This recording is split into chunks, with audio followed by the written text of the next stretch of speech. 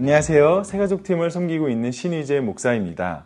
저희는 이 수요 예배 시간에 남침례교단 국제선교부 IMB에서 사용하고 있는 교재인 더 깊은 데로 가라 라는 교재를 통해서 어떻게 하면 성경 말씀을 더 선교적인 관점으로 이해할 수 있는지 한번 살펴보고 있습니다. 오늘은 로마서 1장부터 8장까지의 내용을 통해서 바울이 이야기하고 있는 선교가 무엇인지 한번 알아보고자 하는데요. 저희가 함께 읽을 말씀은 로마서 1장 1절부터 6절까지의 말씀입니다. 그럼 함께 읽도록 하겠습니다. 시작. 예수 그리스도의 종 바울은 사도로 부르심을 받아 하나님의 복음을 위하여 택정함을 입었으니 이 복음은 하나님이 선지자들을 통하여 그의 아들에 관하여 성경에 미리 약속하신 것이라.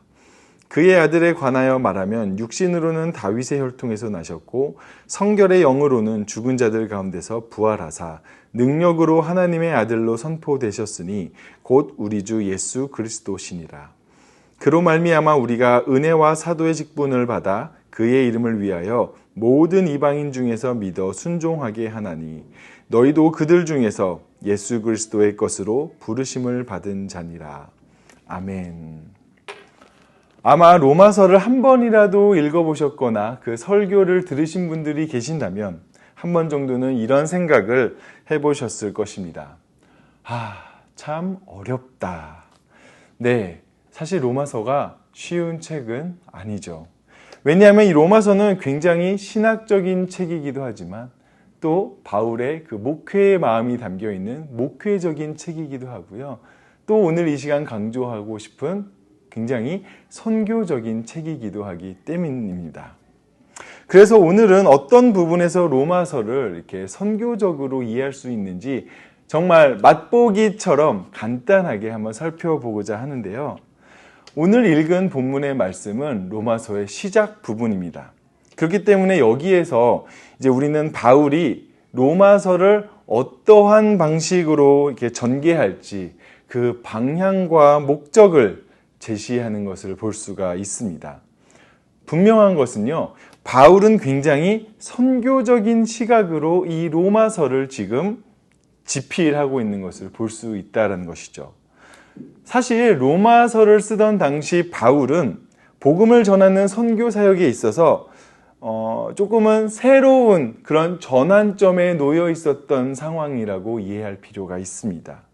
바울 서신의 기록 순서를 이렇게 염두에 두었을 때 그가 복음을 전해왔던 소아시아와 또 마게도냐 지방의 교회를 개척하는 선교 사역이 거진 완성이 되는 단계 가운데 있었다라는 것이죠. 그리고 그에게 새로운 선교적인 목표가 필요했습니다. 그것은 로마와 당시 땅끝이라고 여겨졌던 서바나라는 지역이었습니다. 그래서 로마서 후반부에 보면은 이 서바나 선교를 위한 영적이고 물질적인 지원을 로마의 교인들에게 좀 이렇게 부탁하는 것을 로마서를 통해 또 확인할 수가 있게 되죠. 이런 상황 가운데 바울은 로마를 서바나로 향하는 중요한 전략적 요충지라고 바울은 판단했습니다. 모든 길은 로마로 통한다라는 속담을 아마 한 번씩은 들어보셨을 것이라 생각이 드는데요. 그런 속담이 있을 만큼 로마는 정말 세계를 지배할 만큼 막강한 힘을 가진 제국이었던 것이죠. 바울은 그런 선교적 사명을 안고 로마의 교회를 향해 이런 로마서를 쓰게 되었던 것입니다. 그렇다면 바울이 말하는 그런 선교적 사명은 과연 어떤 것을 의미하는 걸까요? 오늘 본문을 보시게 되면 바울이 말하는 선교적 사명은 먼저 분명한 자기인식, 자기 정체성을 확인하는 데서 시작하는 것을 볼 수 있습니다. 다 함께 로마서 1장 1절 말씀을 한번 또 읽어보도록 하겠습니다. 시작. 예수 그리스도의 종 바울은 사도로 부르심을 받아 하나님의 복음을 위하여 택정함을 입었으니. 오늘 이 로마서 1장 부분을 이 초반 부분이라 하더라도 이것을 다루기에는 또 굉장히 시간이 부족하기 때문에 오늘 저는 이 종이라는 의미에 대해서만 한번 간단하게 살펴보고자 합니다. 한글 성경과 영어 성경은 모두 이렇게 번역을 해놓은 것을 보면은 종 혹은 servant 이런 식으로 표현이 되어 있는 것을 볼 수가 있습니다. 종을 뜻하는 원어인 이 둘로스의 의미를 저희가 조금 더 생각해 본다면 사실은 종이나 servant라는 약간은 미적 표현이 가미된 그런 표현보다는 그런 미적 표현을 제외한 노예라고 생각하는 것이 조금 더 우리가 이 종의 의미가 그렇구나라고 받아들일 수 있을 것입니다. 그런데 우리가 여기서 생각해 볼 수 있는 것이 바울은 자기 자신이 노예라는 것을 자랑스럽게 고백하고 있다라는 것이죠. 한번 생각해 볼까요? 구약의 율법에 대해서 누구보다도 잘 알고 있었던 바울이 노예라고 표현한 것은 당시 시대적 배경에서 쓰였던 그런 의미뿐만 아니라 구약의 율법에서 말하는 노예가 어떤 개념으로 쓰였는지를 함께 고려할 수가 있어야 한다라는 것입니다. 신명기 15장에 보면은 그러한 노예를 향한 율법의 기록이 잘 나와 있는 것을 볼 수 있는데요. 여기에 따르면 당시의 노예는 종신계약이 아니었습니다. 대신에 어쩌다 이렇게 노예로 팔려온 이들이 있다면 이들에게 6년 동안 그 노예의 일을 하도록 하게 됐고 7년이 되었을 때는 이제 희년이라 하면서 그런 노예를 풀어주는 제도가 있었던 것이죠. 그런데 예외사항이 한 가지가 있었습니다. 만약 그 노예가 주인을 너무 존경하고 그런 사랑하는 마음 때문에 저는 이 집의 당신의 노예로 계속 살고 싶습니다 라고 한다면은 이제 문지방에 귀를 대고 송곳으로 귀를 뚫음으로써 나는 자유함을 얻은 이 집의 노예입니다. 나는 자유함을 얻은 우리 주인의 노예입니다 라고 자랑스럽게 그 노예임을 주장하는 법이 있었습니다. 그것이 신명기 15장에 나타난다는 것이죠. 다시 말해서 그 주인의 소유인 것을 자랑스럽게 여긴다라는 것입니다. 오늘 로마서 1장 1절에서 바울이 자랑하고 있는 이 자기 정체성은 그리고 분명한 자기 인식은 그리스도를 자신의 주인으로 섬기는 노예, 종이라는 데에서 시작하고 있는 것입니다. 그런데 제가 오늘 이 종이라는 개념을 강조하고 있는 이유는 단순히 이것이 주인과 종의 그 관계적인 것을 의미하기 위해서 강조하고 있는 것만은 아닙니다. 주인에게 있어서 종 혹은 노예는 그가 얼마나 자신의 직무를 잘 감당하는지가 중요한 부분이기 때문입니다. 종으로서의 바울의 사명선언은요, 아주 명확합니다. 제가 1장 5절 말씀을 한번 읽어보도록 하겠습니다. 그로 말미암아 우리가 은혜와 사도의 직분을 받아 그의 이름을 위하여 모든 이방인 중에서 믿어 순종하게 하나니. 바울의 사명이 무엇입니까? 모든 이방인들이 믿어 순종하게 하려 한다라는 것입니다. 무엇을 위해서요? 그리스도의 이름을 위해서 말이죠. 바울은 죄의 종노릇하는 삶에서 해방되어 하나님의 아들이 다스리시는 그 하나님 나라에서 하나님의 의의 종이 되어 은혜 아래 생명의 성령의 법 아래 살아가는 믿음의 순종을 로마서 안에서 계속해서 강조하고 있는 것을 1장부터 8장까지의 말씀을 통해 확인할 수가 있습니다. 그러면서 그는 이방인이라는 새로운 하나님의 백성을 믿음의 순종 가운데에 초청하기 위해서 하나님 나라의 복음을 전하는 사명 인식이 분명하게 자리 잡고 있었던 것입니다. 그렇습니다. 바울이 종으로서 하나님의 복음을 전하는 목적은 하나님 나라를 실현하기 위함이라고 볼 수 있는 것입니다. 어떻게요? 하나님의 백성을 창조해내는 것이죠. 사랑하는 유성교회 성도님 여러분, 이렇듯 선교는 하나님 나라의 백성을 창조하는 사역입니다. 하나님 나라의 복음을 통해 유대인들뿐만 아니라 이방인들 가운데서도 새로운 하나님의 백성을 창조하고 하나님의 백성으로 하여금 죄와 사망의 지배가 아니라 생명의 은혜의 지배 아래서 살아가도록 하나님 나라가 이루어지길 바울은 소망하고 그 선교 사역에 집중했던 것이죠. 그 복음을 알기 이전에는 세상에 속하여서 세상의 기준으로 자랑할 것들을 통해 자신을 드러내는 것이 합당한 일일지도 모릅니다.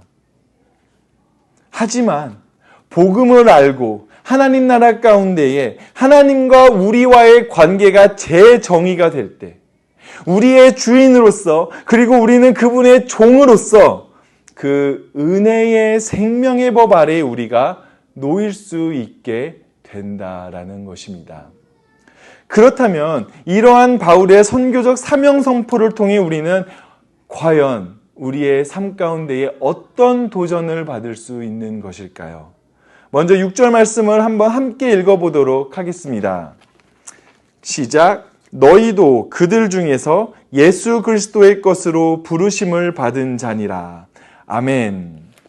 바울이 지금 이 로마서를 읽고 있는 유대인 그리스도인들, 어쩌면 그 가운데에 있는 이방인 그리스도인들에게까지도 너희는 부르심을 받은 자라고 말씀을 하고 있는 것입니다. 그렇습니다. 하나님 나라의 백성을 창조해내는 이 선교는 부르심을 받은 여러분 모두의 일이라는 것입니다. 그런데 이 중에서 혹시 이렇게 생각하시는 분들이 계실지도 모릅니다. 아니요, 나는 그런 부르심을 받은 적이 없는데요 라고 말이죠. 그런데 꼭 기억하시길 바랍니다. 바울이 말하는 부르심은 선교라는 그 행위를 위한 부르심이 아닌 그리스도의 것이라는 부르심이라는 사실이죠. 그리고 그 그리스도에 속한 자, 하나님의 백성이 되어 그분의 종으로 살아가야 하는 우리가 마땅히 해야 할 일이 바로 하나님의 복음을 전하는 일, 그리고 우리로 하여금 그 나라의 백성이 창조되는 일에 참여하는 것이 선교이자 부르심에 합당한 믿음의 순종이다라는 사실입니다. 우리는 모두 그리스도의 것으로 부르심을 받은 존재입니다. 그 부르심 앞에 여러분들의 일상의 순간순간에 믿음의 순종이 드러나실 수가 있기를, 그리고 모든 이 지금 뉴송 교회에서 준비하고 있는 이 선교 사역 가운데에 그 부르심에 합당한 믿음의 순종이 일어나고 그 열정이 타오르는 우리 뉴송 교회 성도님들이 되시기를 예수님의 이름으로 축복합니다. 그럼 우리가 다 함께 기도하도록 하겠습니다. 우리의 창조주 되시고 주인 되시는 하나님 아버지, 오늘 바울이 종으로서의 그 자기 정체성을 드러내며 하나님의 복음을 전하기 위한 그 사명 선언을 우리가 한번 살펴보았습니다. 우리는 그 바울의 선교적 소명이 특별한 자에게만 허락되는 것이라고 생각했을지도 모릅니다. 하지만 그리스도의 것들이 된 모든 자들이라면 죄의 지배가 아닌 은혜와 성령의 생명의 그 법 아래에 놓이게 된 그리스도의 종된 우리 모두라면 부르심에 합당한 삶을 우리가 살아가야 한다라는 것을 깨닫게 되었습니다. 일상의 순간 속에서 우리의 삶이 그 하나님 나라의 백성을 창조해내는 선교적 삶을 살아갈 수 있도록 주님께서 함께하여 주시옵소서. 나의 바운더리를 넘어 나의 가장 가까운 이웃을 향해, 지역사회를 향해, 그리고 세계로 뻗어나가는 데에 믿음의 순종이 일어나는 우리 뉴송 교회의 교인들이 되게 하여 주시옵소서. 늘 함께해 주심에 감사드리며 예수 그리스도 이름으로 기도드렸습니다. 아멘.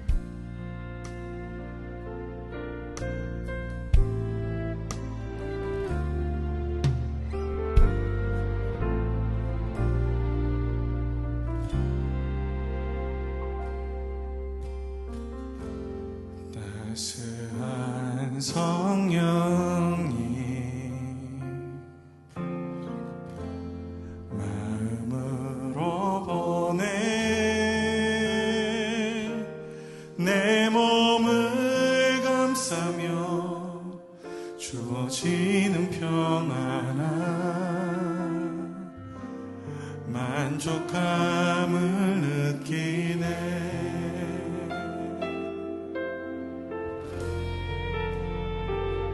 따스한 성령이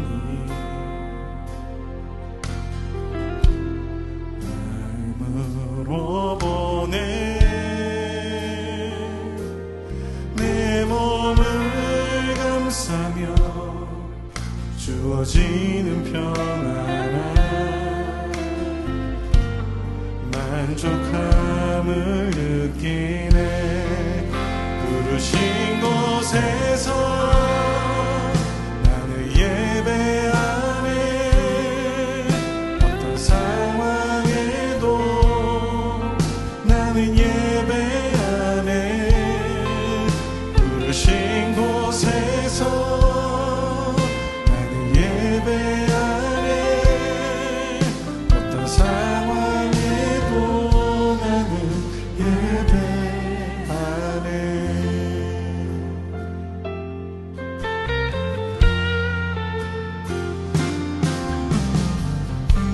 사랑과 진리에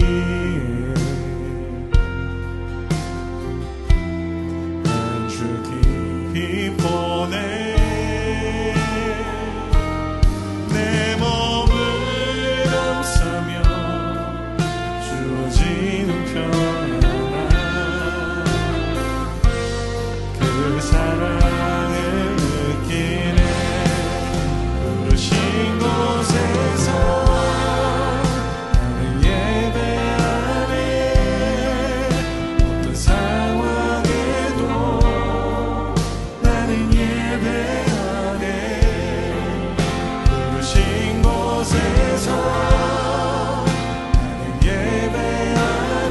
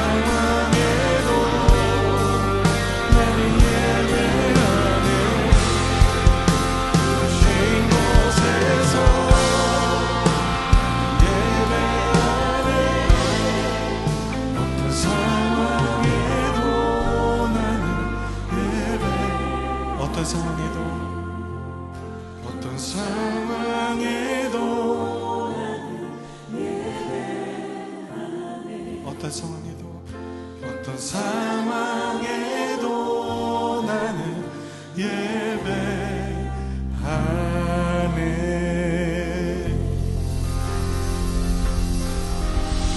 주님 우리의 삶을 다스리시고 주의 진리와 주의 영광으로 우리를 다스리시고 계심을 믿습니다. 우리를 붙드신 주님의 사랑 찬양합니다.